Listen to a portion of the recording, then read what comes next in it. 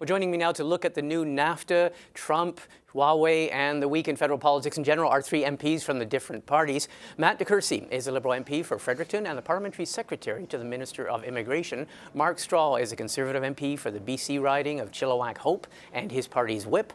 And Matthew Dubé is the NDP member for Belleuil, Chambly in Montreal and his party's caucus chair. All three of you, thanks for taking the time. Thanks, Martin. Good to be here. Now, this is it's been an eventful week, and especially with the visit of Mike Pence yesterday, the Vice President of the United States. But we also have now this announcement by President Trump about these potential tariffs on Mexico. My question is, Matt DeCourcey, should this change Canada's approach? Because we are moving towards ratification, and your government sounds as if you're fairly keen on getting ratification done fairly soon. Should we be in any hurry with what's going on right now south of the border? Well, first of all, I think yesterday's visit from the Vice President reaffirmed what we have been saying to Canadians for a while, that we held out and got a good deal that is in Canada's best interests. This was something that Vice President Mike Pence reiterated a number of times in his meeting with the Prime Minister and with our NAFTA Council yesterday, that we drove a hard bargain, that we stuck to our guns, and we were able to do that because Canadians had the backs of our lead negotiators, Minister Freeland, Ambassador McNaughton, and the Prime Minister throughout this whole process.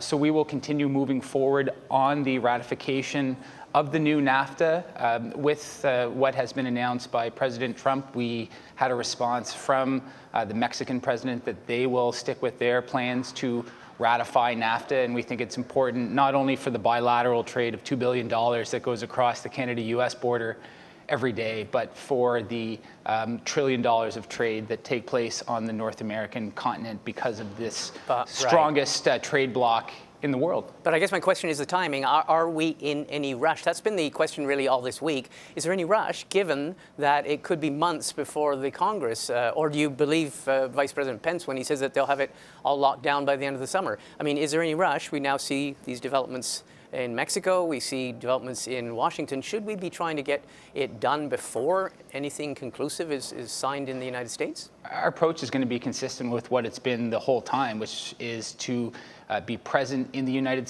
States, speaking with our legislative and administrative counterparts. Labor continues to be active, speaking with their counterparts in the U.S.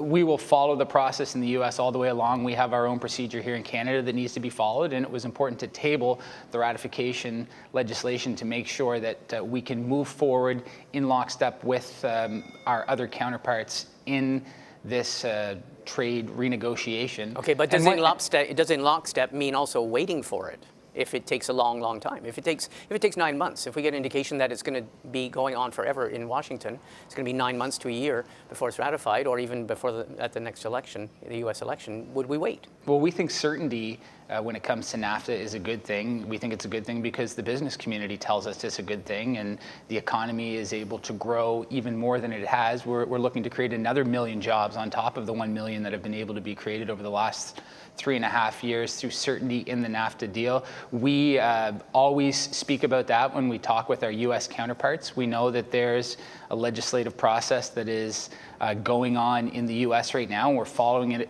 closely, and we're making sure that we're prepared to capitalize on the opportunity that is in front of us to deliver certainty and economic opportunity to businesses, small, medium, and large, and to Canadians through this renegotiated NAFTA. Okay, Mark Strahl, we know that you're largely supportive of ratifying this agreement. Should the government be looking at doing it quickly or holding off?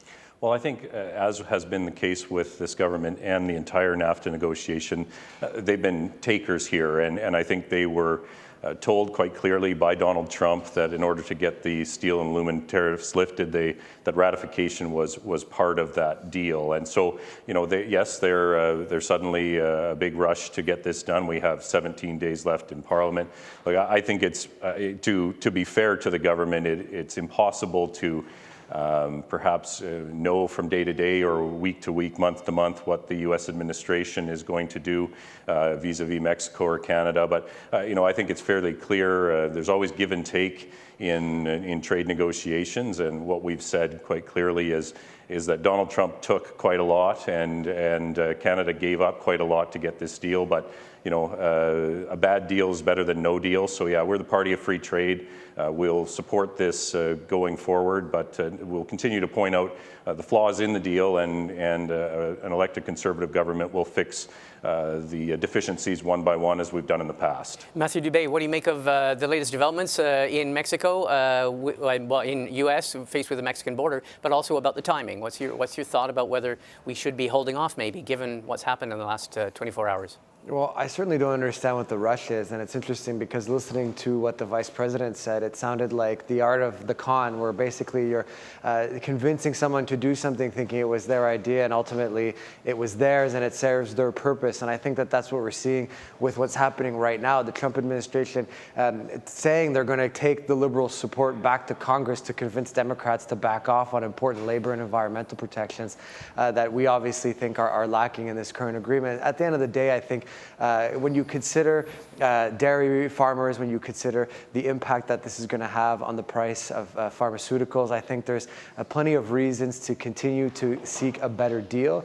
And so far, beyond wanting to please the American president or for electoral reasons, no other valid reason for rushing this through and ramming it through Parliament has been provided up until now by the Liberals, beyond the fear-mongering we've been hearing through the proceedings in the House. If you're not arguing for an open, a complete reopening of the deal, what's the benefit of waiting? Well, ultimately, the deal's not closed, or else it would already have been ratified by the U.S. Congress. They're still seeking to make changes, and I don't see why, if they're seeking that, we can't do the same thing. But the Liberals just seem intent on providing Mr. Trump with a bargaining chip to take back to Congress to put pressure on individuals there, while they are seeking to fight for protections that we think are lacking on our end as well for both Canadian workers, the environment, and Canadians as a whole when it comes to, for example, the price of medication. And of course, we can't forget, I know I have some in my riding, our dairy farmers who were once again offered up through this bargaining process to their detriment. Okay, I want to look at another thing that came out of Vice President Pence's visit yesterday. Huawei, obviously, Vice President Pence stated again support for Canada in our denunciation of the detention of Michael Kovrig and Michael Spavor by the Chinese. He also more or less invited Canada to join the Americans in banning Huawei from the 5G computer networks. The jury's out on that still in Canada. But today, the Chinese Foreign Ministry warned Canada, again in very strong language, of, quote, endangering ourselves for the gains of the U.S. So what should Canada be doing faced with this continuing situation with China? Mac DeCourcey. Well, first of all, I think it's important that we were able to stand with our U.S. counterparts in denouncing the arbitrary arrests of Michael Spavor and Michael Kovrig in China, and stand together with our closest ally in calling for a maintaining of the rule of law and of the freedom of those two individuals in China. As relates to Huawei, we have our own review process, our own autonomous review process that is being undertaken right now in Canada. Certainly we talk and consult with our Five Eyes allies. It's important to note that all the Five Eyes allies are treating this issue based on their own interests, but we will continue to work in concert with them and make a decision that is in the best interests of Canada, always keeping in mind the safety and security of Canada based on the expertise of our intelligence agencies.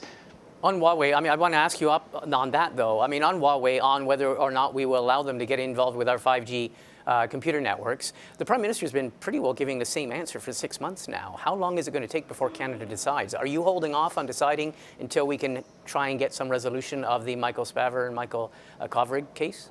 Well, we're going to make sure that we make the proper decision that's in the best interests of Canadians and that ensures the safety and security of Canadians. No, we're making sure that we have all the appropriate advice and evidence gathered from our security intelligence agencies, and we will always ensure that their advice is paramount in our consideration. And in the final determination, once again, we'll make a decision that's in the best interests of Canada.